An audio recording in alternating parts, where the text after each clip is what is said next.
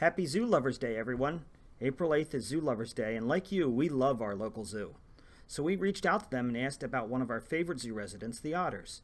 We love the otters, who inspire us to be better makers. Did you know that sea otters are unique in being the only marine mammals that use stone tools? So let's find out a little more about these smart and friendly swimmers.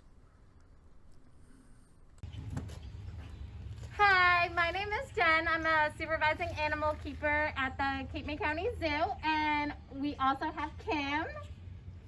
She is a senior keeper here at the Cape May County Zoo, and we help take care of the otters and train them and also enrich them. We're going to talk about those things a little bit today. Right here in the water right now we have Mork. He is our male otter. He is 11 years old, and coming out right now is Annie. She wanted to have a grand entrance. She's 18 years old. And both of those ages are kind of old for otters in the wild. But here at the zoo, they could live well up to 20 years. I believe the record is actually 27 years old. So otters are highly adapted for their environment. They're what's called semi-aquatic animals.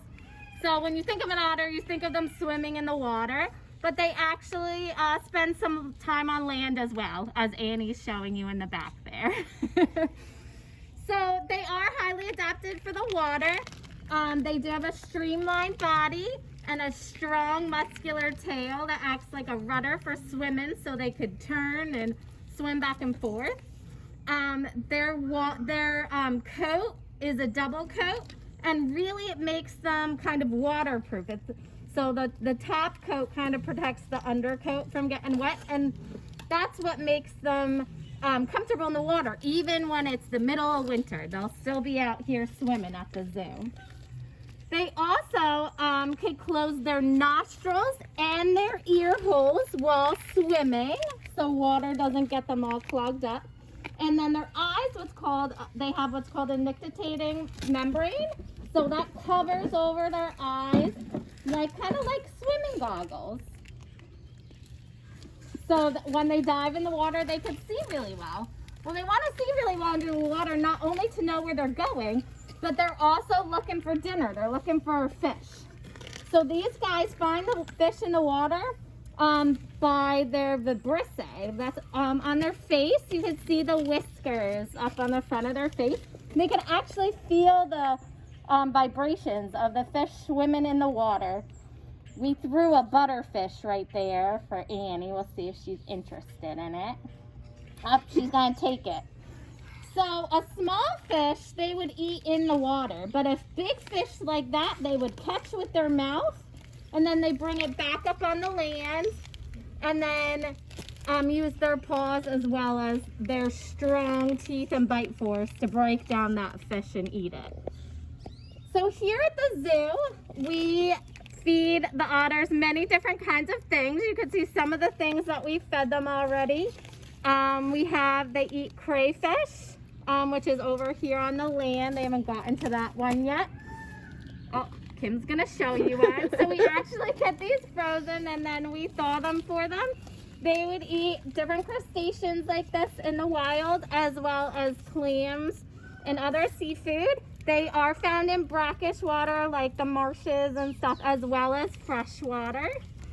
They do like hard-boiled eggs, which they wouldn't necessarily find hard-boiled eggs in the wild, but they do eat eggs from other wildlife and small birds.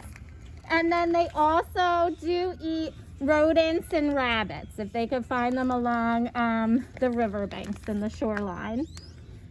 So these guys, you can see they kind of get the prey and then chew them with the front of their mouth, and then I think Mork here is kind of doing it. He kind of puts his head up and gets the fish to the back teeth where that bite force is nice and strong. So in the wild, they would travel up to 18 miles to find their food. And they have to do this because they have to eat a lot. Otters are usually about up to 18 pounds, and they're supposed to eat about 20 to 25% of their weight in a day because they're very active. They have a very high metabolism. So they have to eat a lot of food to keep that energy going. Here at the zoo, we feed them 4 or sometimes even more than 4 times a day of fish and meat and all sorts of goodies to keep up with that metabolism.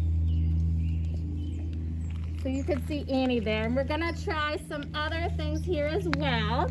So I talked a little bit about enrichment. So enrichment could be anything from the toys in the pool that float to encourage them to swim. Kim's gonna throw an ice ball in there that also will encourage them to swim. It's just changing up their environment to encourage their natural behaviors in the wild. So when you think of an otter, a lot of people think of swimming. So we're gonna, I think that ice ball hid right behind that ice block over there, that iceberg. So maybe Mork will come back and push it out if he sees it. Otherwise, I think we do have a second one. There we go. Thank you, Kim. So we put these ice blocks in here, and they like to jump in and be curious and push the ice block around the water. Especially in the summer, they do it all the way till the ice block melts. Mork, I think, is hungry. He's looking for food today instead of playing. These guys are naturally playful and naturally curious, and they are very dexterous with their hands. So the fishermen, especially in this area right near the zoo, they have to be careful when they have bait boxes out or have minnow traps out. These guys actually are very good working with their hands, and they can get into those bait boxes and steal that free meal. So the other things we do for enrichment besides the ice blocks and different kinds of toys in the pool, we also put hose in the pool for a stream of water. They think that's really cool. They like to swim in it. It kind of breaks up the water surface. We also do different kinds of food like we're doing today, because then it would be a different kind of taste as well as different kinds of ways to eat the food. Obviously, it's going to be easier for them to eat the hard-boiled egg than some of the harder crustaceans or the bigger fish. We give them a variety of fish. Some are really small, like the silver sides or zoo smelt. Onto trout, we give them rainbow trout. Tilapia, some of the bigger fish. Butterfish we had today. And capelin are our main kinds of fish that we feed the otters. But we also get other kinds in every once in a while. Mackerel, salmon. They're spoiled. They get all sorts of variety in their diet. Their main meat diet is a ground beef that has cartilage and bone in it. It also has all the vitamins that they need in that side of their diet. We also give them some veggies and fruit, which you would say why? Because they're obligate carnivores, which means they mainly eat meat. Kim's gonna show you, we're gonna throw a carrot in the pool.